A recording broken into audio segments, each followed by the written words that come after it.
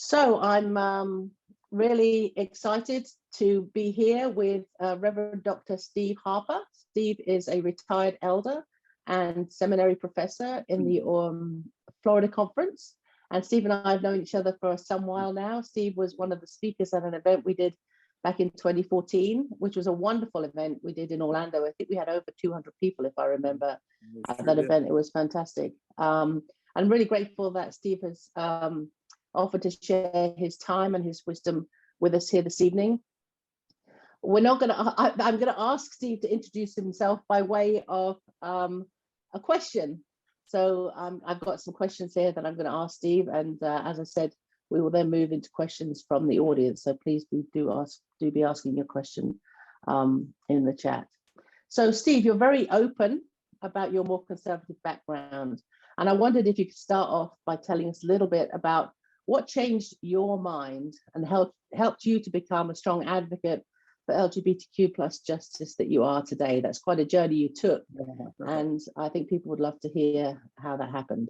Thank you, Helen. It's good to be with you again, and Tiffany and some of the others that I know that have tuned in. I'm just amazed at what you can do via Zoom. We've got folks all over the country and maybe even in some other countries. So hello to all of you, even though we won't get to chat individually. I'm just so grateful. I know nowadays that time's one of the precious gifts that we give to one another. People will write checks before they will show up for something, but you've shown up tonight. And I just want to thank you for that, because it means a lot to me. I'd start by just calling attention to what Helen just said. There is a video that I made at the Draw the Circle Wider conference in Orlando that goes into some detail about my story. I also have written about it in chapter 1 of my book, Holy Love. So I'll go into more detail there than I will in the short answer here, but let me just say that I understand that I came late to this. I was 66 years old. I often begin there because we've had some folks who seemed to wait until they were retired to become courageous. Well, I didn't wait until I was retired to become courageous. I didn't become courageous until I was retired. I spent most of my professional and ministerial life with the welcoming but not affirming response to LGBTQ people. And you know, when you're inside of a phrase like that, it feels so right to you that you don't really stop and think about it. It's only been in the last 8 years that I realized that that's a phrase that does harm to LGBTQ people, as well as some of the ones that are more blatantly negative. But that's where I was. And my change occurred during Lent 2014. I had decided to use the Book of Common Prayer as the anchor for my daily office in Lent. And one of the prayers in the Book of Common Prayer calls us to lament the great dangers we are in because of our divisions. Now, running alongside that, in late March and early April, were statements made by some folks against Bishop Roy Sano and Adam Hamilton and some others.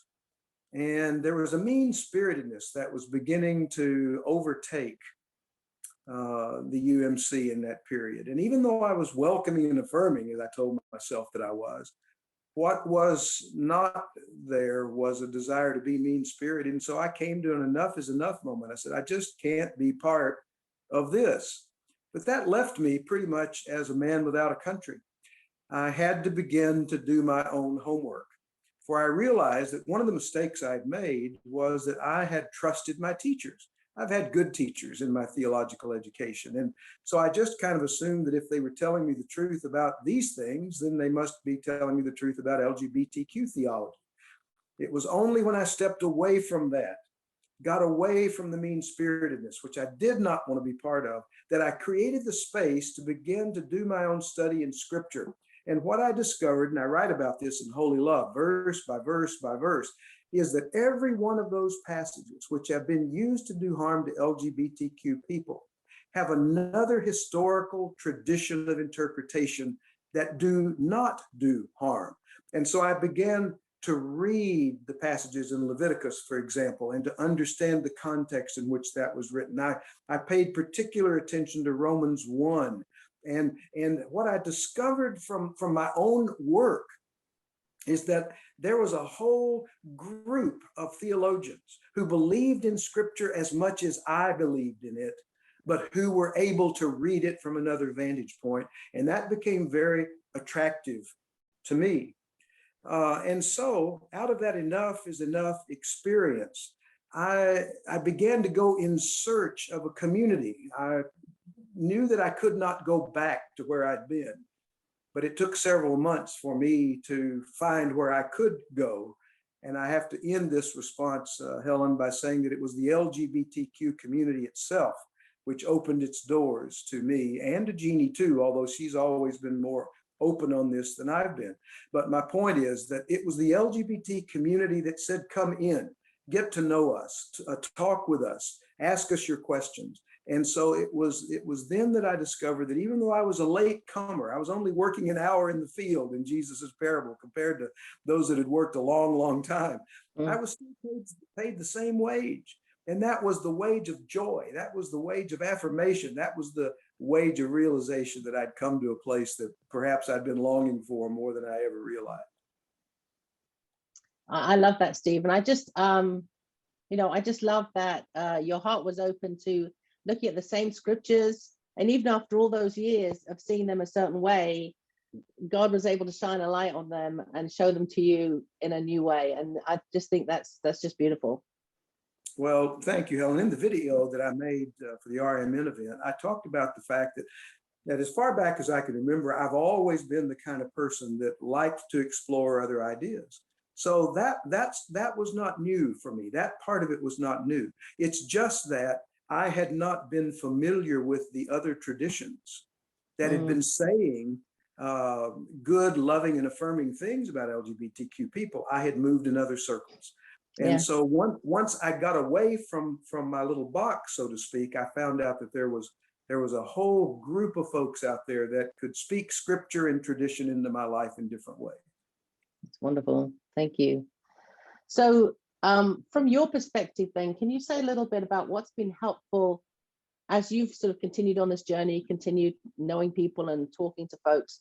What has been helpful for other people who similarly have become LGBTQ plus affirming when they weren't before? It may surprise you for me to answer the question the way I'm going to, but I would answer it in the word relationships or friendships. Now, I just got through telling you a little bit about my story. Mine was different. I got to relationships, but that's not what was the pivot. But I agree with Walter Brueggemann, because as I began to explore these new voices in 2014, I found one of them was Brueggemann. Well-known Old Testament scholar in the world, and he was interviewed. And one of the things he was asked was how he approaches this whole issue of LGBTQ matters. And he said, as far as I know, I've never convinced another person through my exegesis of the text. Now, I'm sure he probably has, and he just doesn't know it. But what he said was, the way that people change is through relationships. That means getting to know and being befriended by LGBTQ people. Maybe they're in your own family and you have known that. You've sat around the Thanksgiving dinner table with them for years, but you've never really asked them questions about who they are and how they feel about themselves in the church and all that. Well, you can go to your own family maybe and begin to get into the relationship kind of questions. Some of us had to step outside. Jeannie and I made friends with a person who doesn't mind me using his name, Joseph Matthews, right here in Orlando. Joseph was open and said, let's talk. You can ask me anything you want to ask. And so I think it's through friendships and relationships that we draw the circle wider. And what I've discovered by doing that for 8 years is that some LGBTQ people, I'm sure it's not everyone, but the ones Jeannie and I've come to know, are not only willing to talk about it, they've been waiting for Christians to come and say, would you like to hear what I think about all this? And so it's been delightful. It's also been heartbreaking. I want to be very clear, the way some people have been treated. But it's also been delightful to realize that through relationships and friendships, we have met people who love Christ and are devoted to Christ and who are following Christ as disciples as much as anyone you could possibly imagine. That's wonderful. Thank you. Yeah, I think many of us who have taken that journey of change have had our have had that journey prompted by relationships with others. That's one really of the things true. Jeannie and I really enjoyed doing. The pandemic shut it down a little bit, but we have enjoyed going to Pride Day in Orlando and giving free mom and dad hugs. I love that. And it's just been amazing. I'm thinking right now of one young man who said that's the first hug I've gotten in over 5 or 6 years from anyone. And so we realized that even though we had a little poster and people were coming to us, and sometimes we were laughing and talking, sometimes there were tears. And we really were surrogate parents to some of the people that came and asked us to give them a hug. Absolutely. That's beautiful. Thank you. So I want to talk a little bit now about the current moment we're at in our denomination.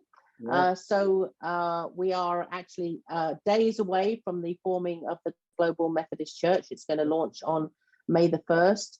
And I'm wondering, in light of that happening imminently, what do you think this will mean for the future United Methodist Church? Okay, that's a great question, and it's one that we must all be asking. I'm writing a little series now on my Obadire blog called New UMC.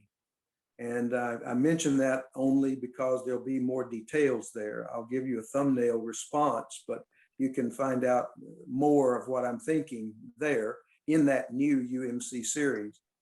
I would summarize it in 3 ways: that the new UMC is being called by God first to be rooted in a recovered identity. Our heritage holds many of the clues. It's a kind of back to the future moment for the United Methodist Church. Not back to the 18th century, you can't do that. But drawing the principles of early Methodism into the 21st century so that we're rooted in a renewed identity. We have that. We've just been focused on other things that have caused us perhaps to forget it. So that's the first thing I'd say, to be rooted in a renewed identity. The second would be that the new UMC will be realized in a simplified structure. We're not going to be able to financially sustain the post-World War II bureaucracy. I don't think that's a controversial statement. I've heard bishops and superintendents say roughly the same thing. We just can't finance the system in the future the way we have in the past.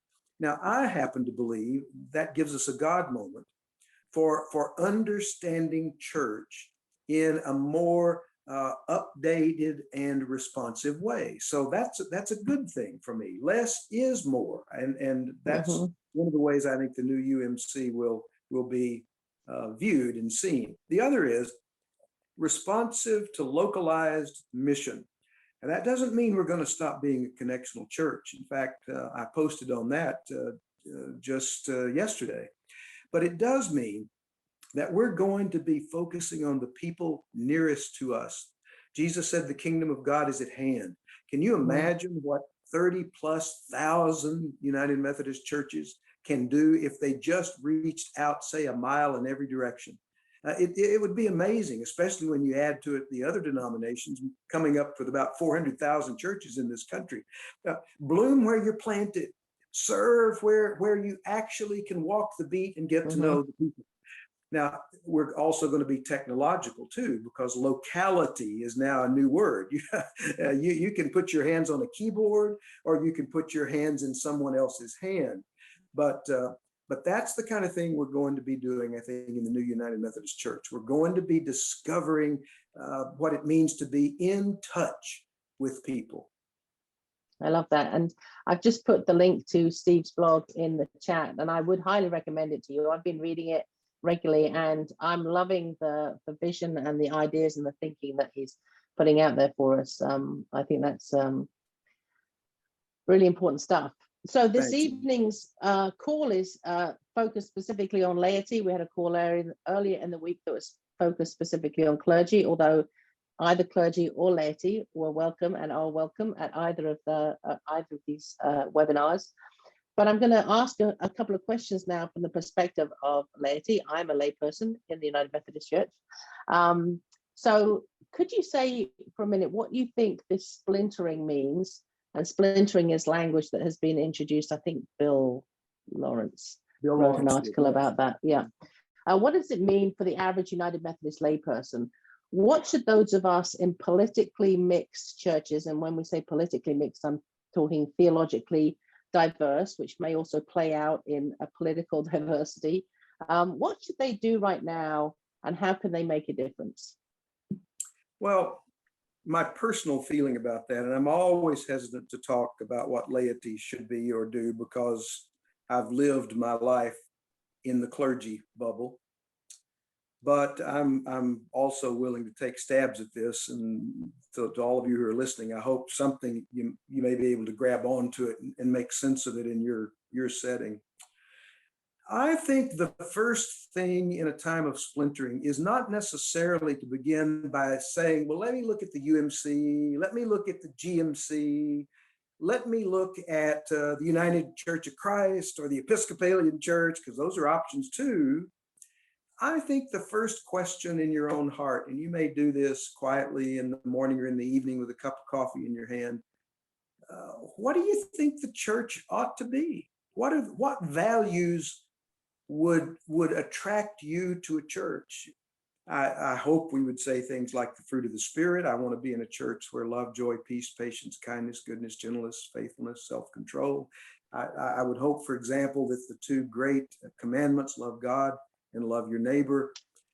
But I think it's easy to get lost in the weeds when you just go straight to the factions, because both sides are going to tell you, we've got it right.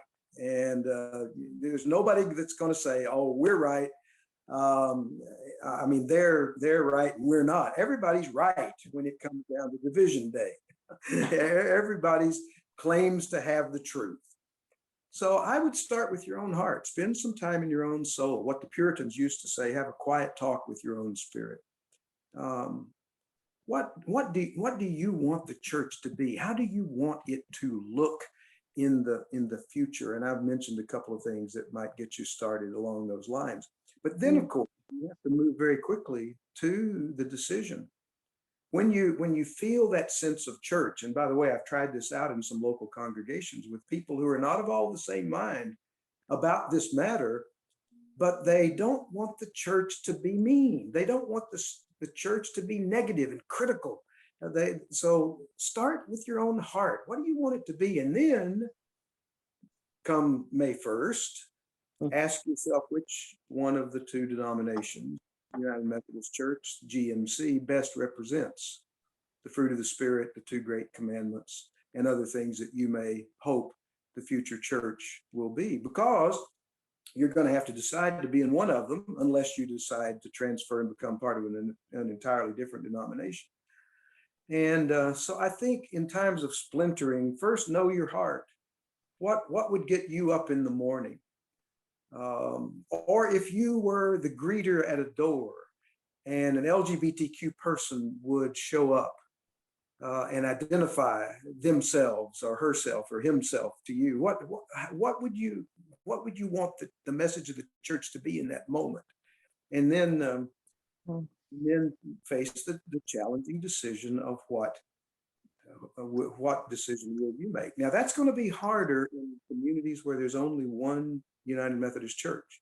If that church decides to become GMC, where does that leave the rest of us? We may want to talk some more about that later on this evening. I'm just bringing it up because that's part of the splintering. Some of us are going to end up with being in a church that's not United Methodist anymore. And so that will be painful, and that will also set in motion a process of deciding what after that.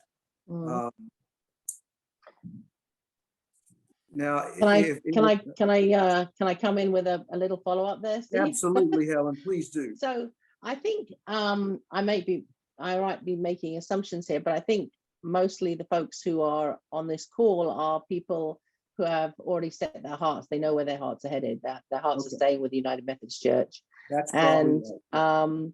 And we know that the May 1st date is a date to be aware of, but we're not anticipating. There's no urgent rush for churches to be making any votes or making any decisions at this point.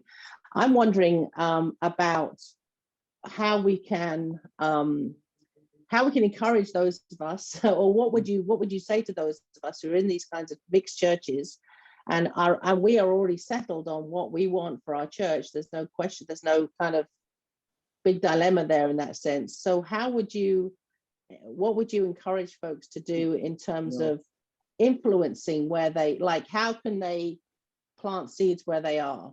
Absolutely. What some thoughts around that? Yeah. Thank you for that. Because you're right. In fact, Heather Hahn just today on UM News has written a really good article answering, or at least addressing, some of these questions.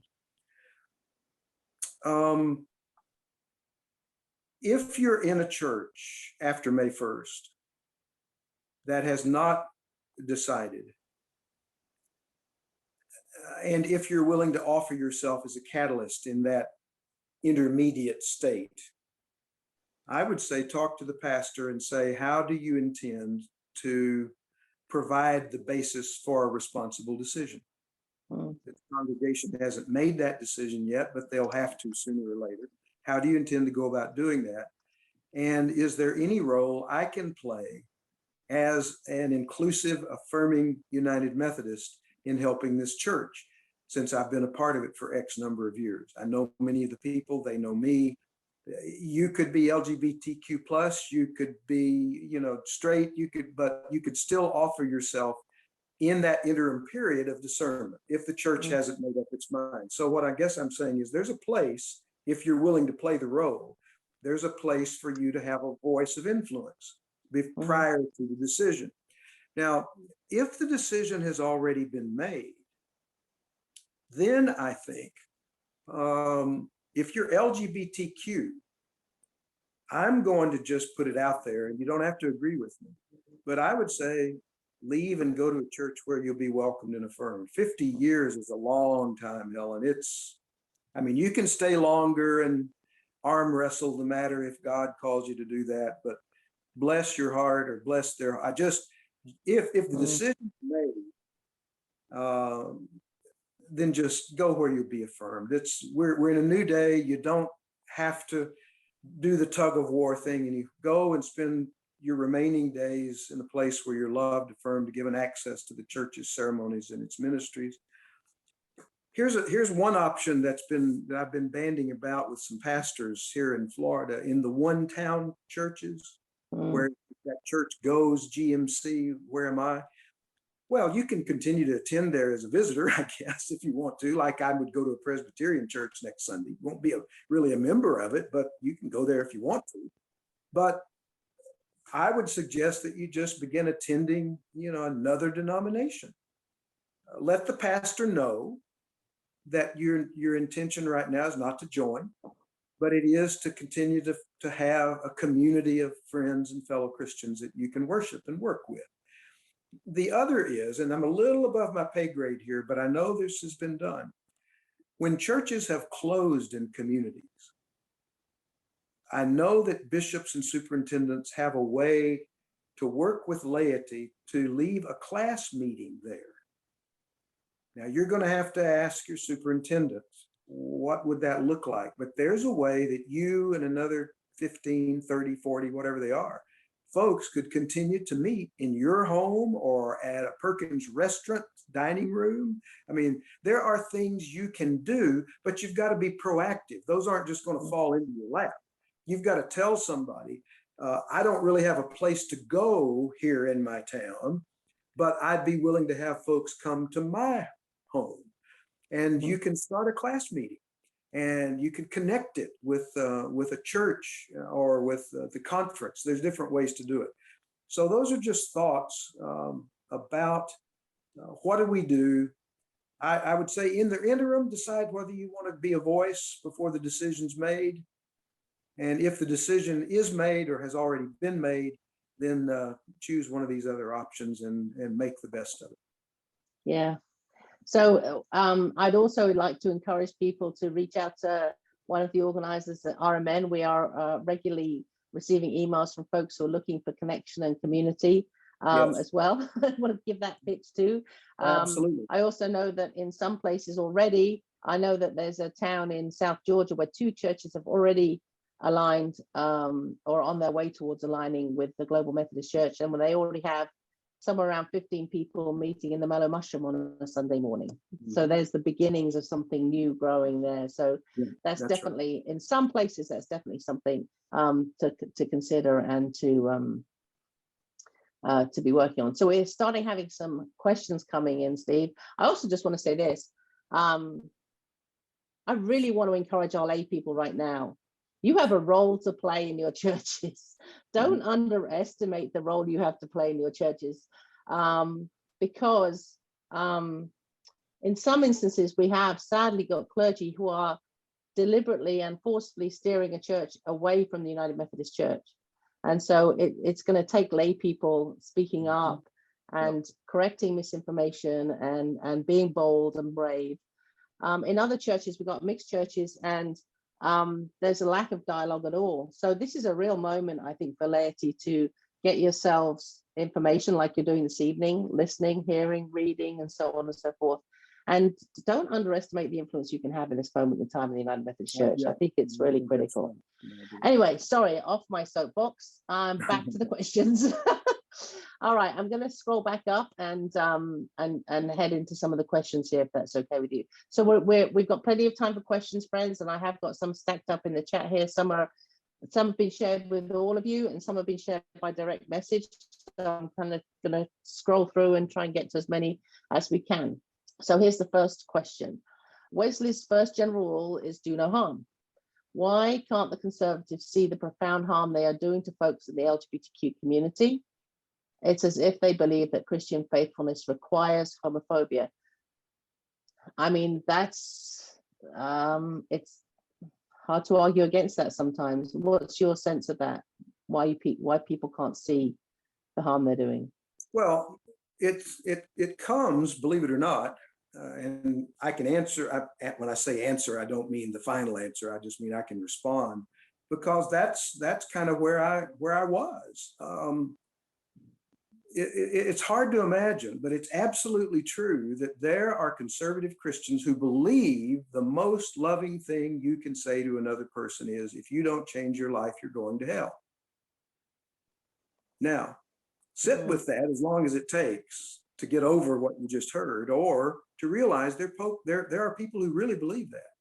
So there are folks who are using the language of love because they really believe that if they stop trying to do conversion therapy, or if they stop trying to pray the gay away, or whatever their strategy for change is, that they are going to be responsible for a lost soul.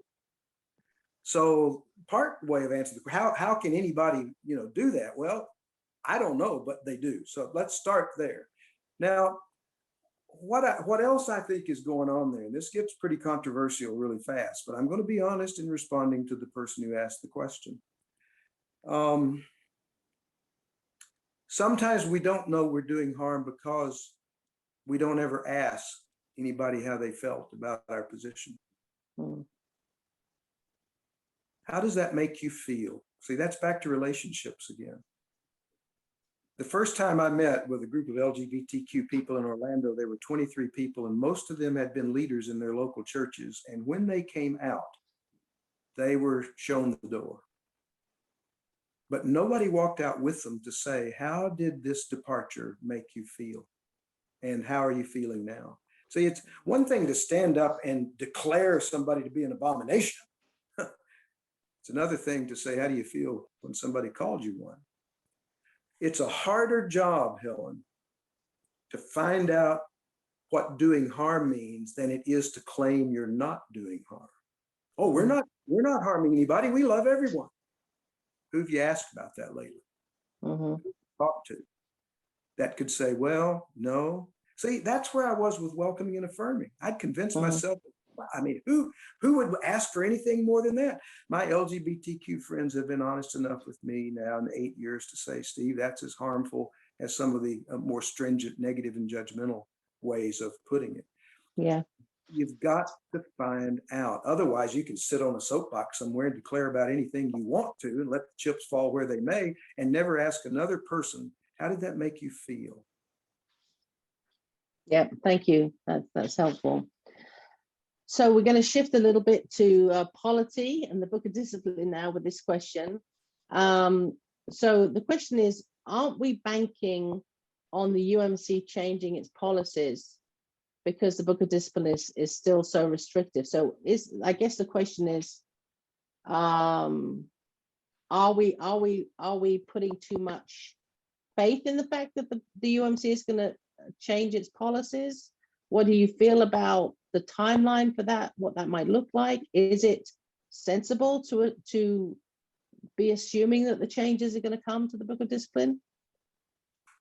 It may surprise you, whoever asked the question, the way I'm going to begin to respond. Let me first acknowledge that there are a lot of people in the United Methodist Church right now on the more progressive side, LGBTQ and straight, who are just tired, worn out. How much longer do you really expect us to believe that anything's going to ever be different? That comes out of a realistic anxiety, Helen. I mean, you're in that world more than I am. You meet tired people all the time. You meet people who say, do we really? I mean, so here's the way I'm trying to think of it in the polity sense. The next General Conference will be in 2024, which means the annual conference sessions of 2023 will be when we elect a new slate of delegates. That's about a year from now.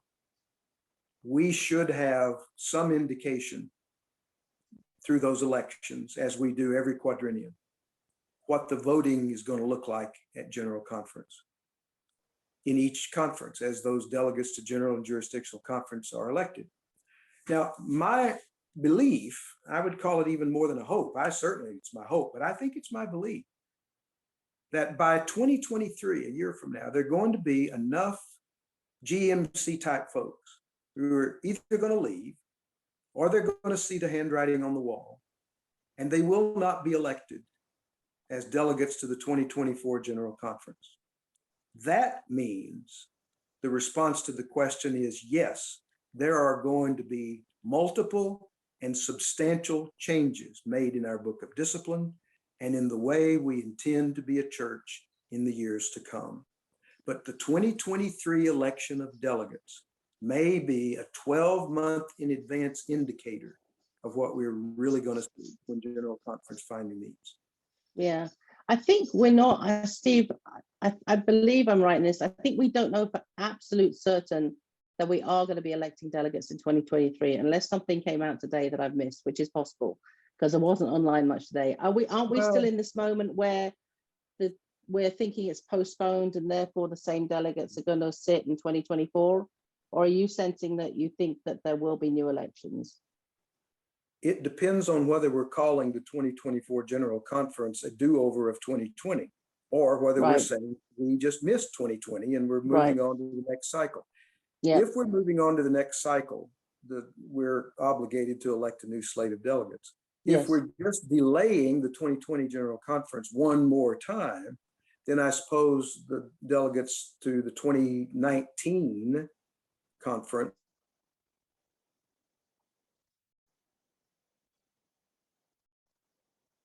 Steve has frozen in my screen. Tiffany also? Yeah, he's frozen in mine as well. Okay. All right. Would be the ones that would. Hey, Steve. Yep. It looks like you're back. We did lose you for a second or two there, but you're back now. So I think what you're saying is, I believe we're waiting on a ruling from the Judicial Council as to whether or not this is going to be 2020 happening in 2024, right, or whether 2020 is going away and we're going to need to elect new delegates. I believe that's where things stand on that front. So I have to be the first to say that could shape the way I look at the response. Yeah, but I think you're right. Any future, the next time we go through a round of elections, that's going to sort of shape how things are likely to come out. And I think I hear a lot in some of the questions here, some frustration about the delay. And I hear, you know, I'm with you on that. In terms of the changes to the actual book of discipline, I affirm those frustrations. And this is my take on it. I still think the United Methodist Church can do an awful lot of good if we get this right. I'm not ready to abandon ship yet. Yes, as a queer person, speaking for myself only, I'm not ready. I still think God's at work. God is at work, and there is hope for our future. And frustrating and harmful as the delay is, I think it's worth hanging on. That's my perspective. I feel the same. And my response is kind of similar to what you said a while ago. We've got this interim period. Let's be influential during this period. Mm-hmm. Yep. 100%. Yeah, 100%. All right, I have another question here. If the pastor has expressed being against LGBTQ people and the church has not made a decision or talked about it, what happens to the church as a whole? I could take one. This is difficult for me because I'm not a district superintendent and I'm not a scholar of the Book of Discipline. My understanding, Helen, is that there's only, in fact, I think Bishop Fiera Harvey spoke to this in her speech this week as the departing president of the Council of Bishops. There's only one way for a congregation to disaffiliate, and that's through paragraph 2553. The protocol has not been passed, so the provisions there may or may not apply, or they may be used anecdotally or unofficially, but the only official thing we have is 2553, which is to say, and I'm saying this to laity now, this is a laity session, don't be bullied by your pastor. Now, that pastor has every right to have his or her opinion, but they don't have the right to manipulate a congregation. So if a pastor is not affirming and would really want to be in the GMC, then I think that pastor owes the integrity of the annual conference to talk to the superintendent and the bishop about that.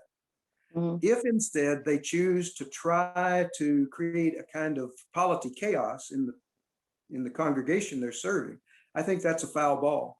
And I think laity ought to say to them as kindly as they can, you can't do that. That's not your provision. I think I might copy on my printer at home paragraph 2553 and carry it in my pocket every day for the next year or so, because it's probably going to need to be pulled out, both for some laity who may be trying to manipulate a church, but also clergy as well. I happen to know a church where a little small group of lay people are manipulating the congregation. So it can work both ways. But if you're with a pastor, I'm just taking the question that was asked. If you're with a pastor who's not affirming and your church probably wants to be, don't let the pastor bully you about that. Yeah, I'm 100% with that. Again, I'm getting emails on a regular basis from folks who are experiencing this in their churches. I'm going to put a link in the chat. Actually, RMN has put together what we've called an engagement toolkit.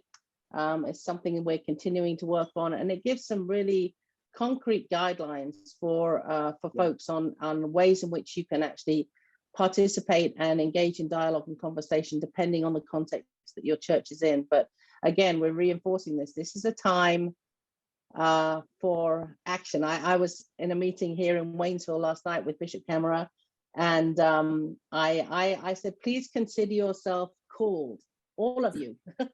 And I say that to those on this call, please don't wait for the phone to ring. This is the phone ringing, right? Now is the time to step up and take action and speak out. There isn't going to be a more important time than this, quite frankly. And so all of what Steve has just said, I just want to reinforce that. It's so very, very important.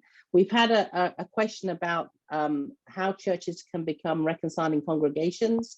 I'm going to put in the chat too a link to our reconciling process, and you on that page you will also find contact information for the organizers for RMN, and we'd be more than happy to go through that. I don't want to get into the weeds of that right now because we have limited time, but I'm excited that people are interested in it. Yes, I would just say a tiny word of caution, and that is unless your church is already significantly on the journey towards becoming reconciling, I'm not sure this is a great time to start that conversation. I think this is a great time to start the conversation about what does it mean to be United Methodist?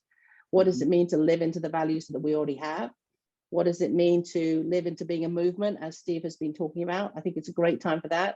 But I think this is definitely a time for discernment about whether or not bringing up the conversation about becoming reconciling is the right thing to do. If it is, great, but don't assume that it is. All right, yeah. End of my soapbox number 2. Let me say one thing, Helen, because I saw a little question pop up.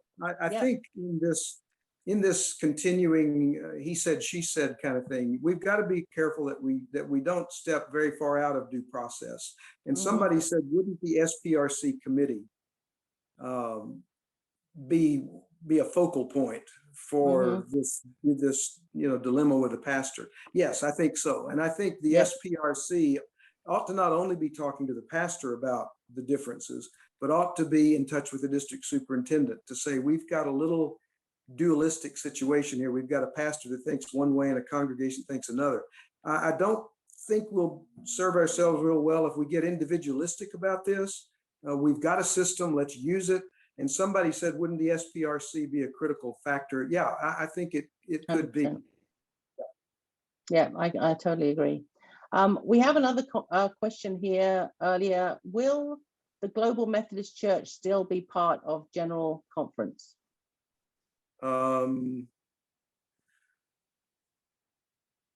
Here's my understanding, and Helen, and we've got chat people that can, any church continues to be a United Methodist Church, even if they voted, until they're disaffiliated by an annual conference. Correct. Now that's one reason why some bishops, I think, will be calling special sessions maybe as early as August or September, and maybe even several times after that, whenever the need arises, because there will begin to be a list of churches requesting to be disaffiliated. And I'm sure the annual conferences will vote to do that. But until then, I think the answer is, yeah, you're United Methodist until you're not.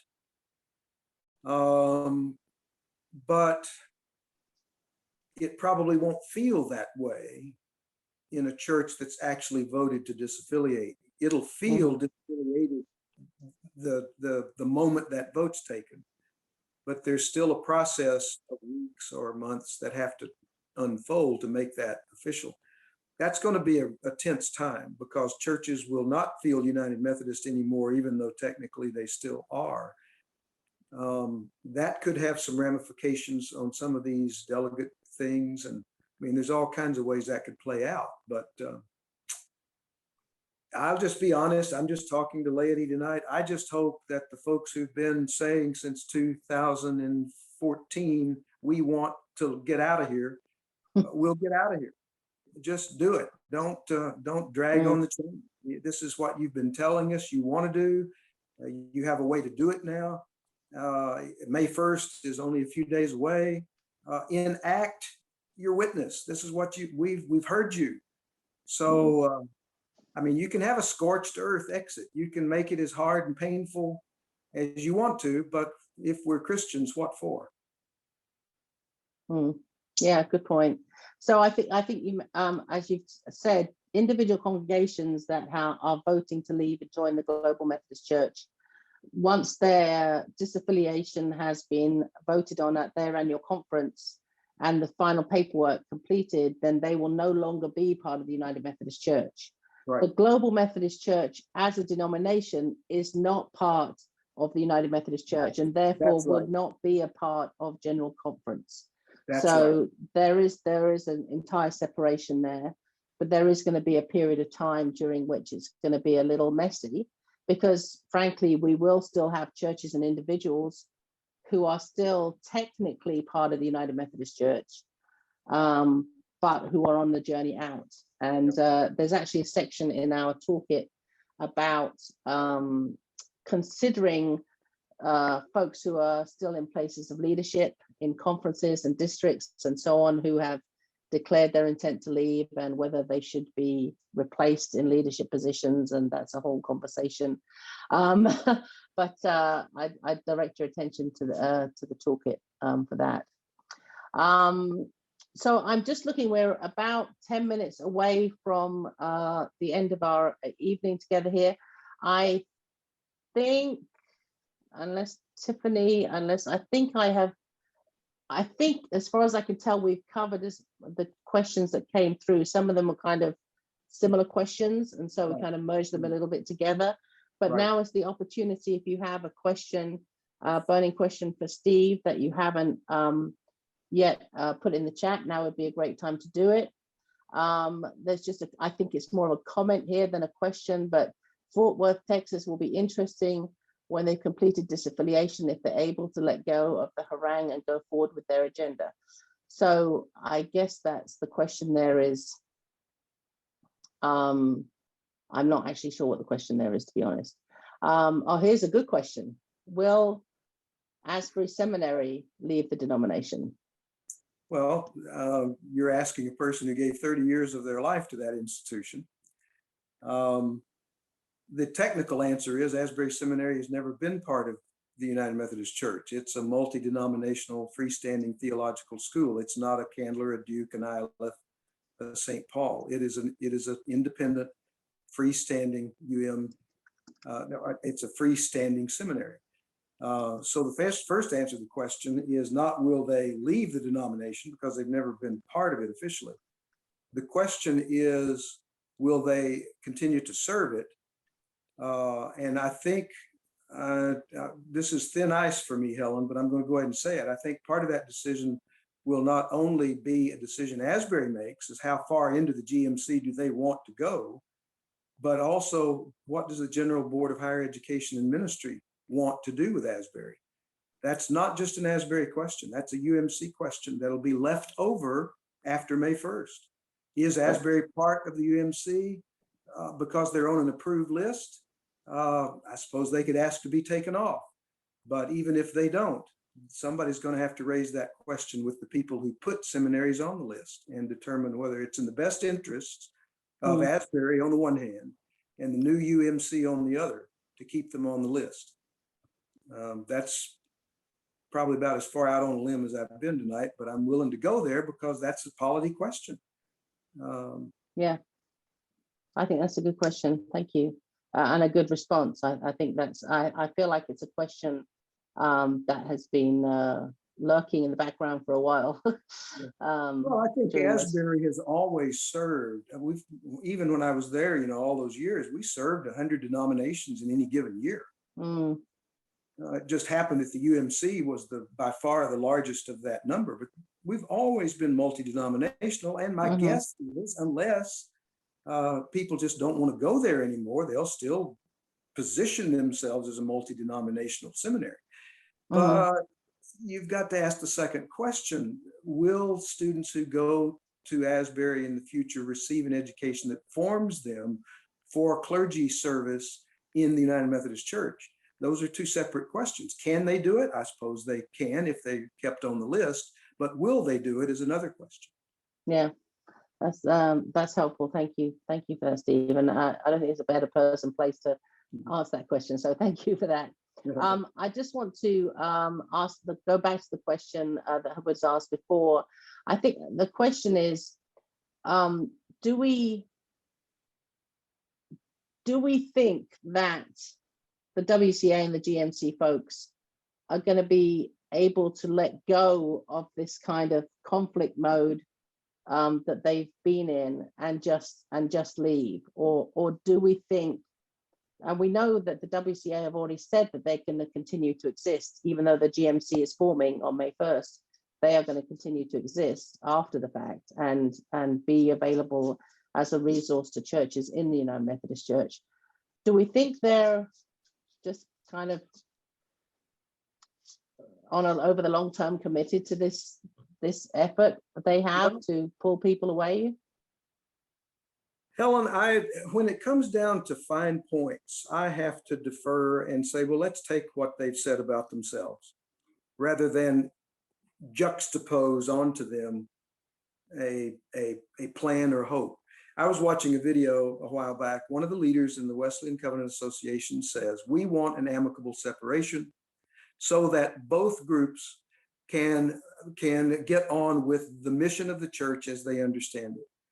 So I would simply say to a GMC person or a WCA person, put your money where your mouth is and go do that. It's going to look really odd if we work as hard as we've worked to get to May 1st and develop ways for disaffiliation and people still hang on and stir the pot. I'm going to look at that and go, you must not have been telling me the truth 3 or 4 years ago when I watched you live say out of your own mouth you wanted to leave so that the UMC and the GMC could pursue its mission. Let's pursue our mission. And if people hang around and don't let the UMC do that, if I were an umpire at a baseball game, I'd say that was my ball. Yeah, I hear you. I just want to clarify a couple of questions that are coming up about confusion about the May 1st date. So when General Conference was postponed and will happen in 2024, we have another question. The answer is we don't know where it'll be in 2024, and we don't know the dates for 2024 yet. That has not been announced.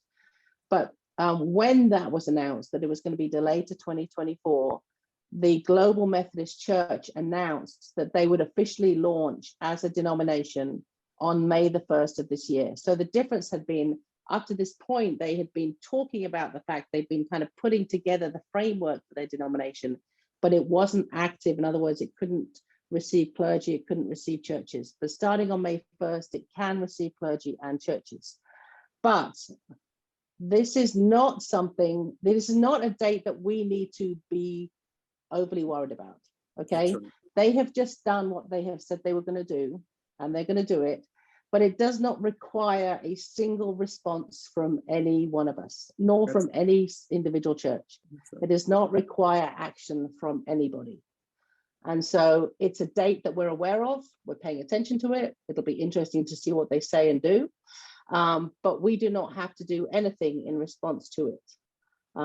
Beyond some of the things that Steve has suggested this evening around engaging in dialogue and being in conversation and being in relationship and paying attention to what's happening and being involved. Those things are good things to do. But in terms of the May 1st date, we don't need to. Well, I think the May 1st date is what they had to do in order to become official. Right. It's exactly. not what we have. I mean, any church would have to do. There's got to be a day one for a new denomination. Right. But that's not a day on our calendar as much as it's a day on their calendar. Correct. Yeah, exactly. Yes, it's not. That's a good point. It's not on our calendar. It's on their calendar.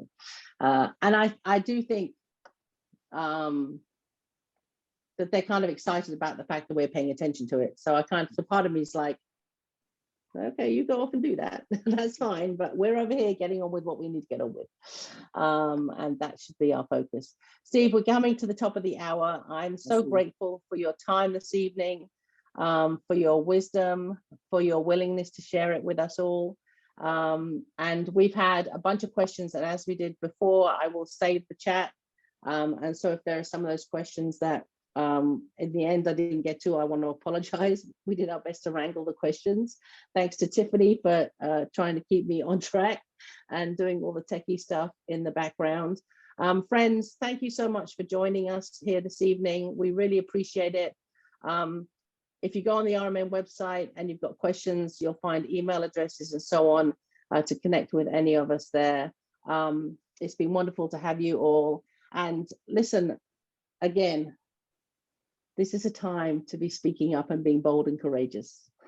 So please go forth and be bold and courageous. The future United Methodist Church is waiting to emerge, and we're part of that.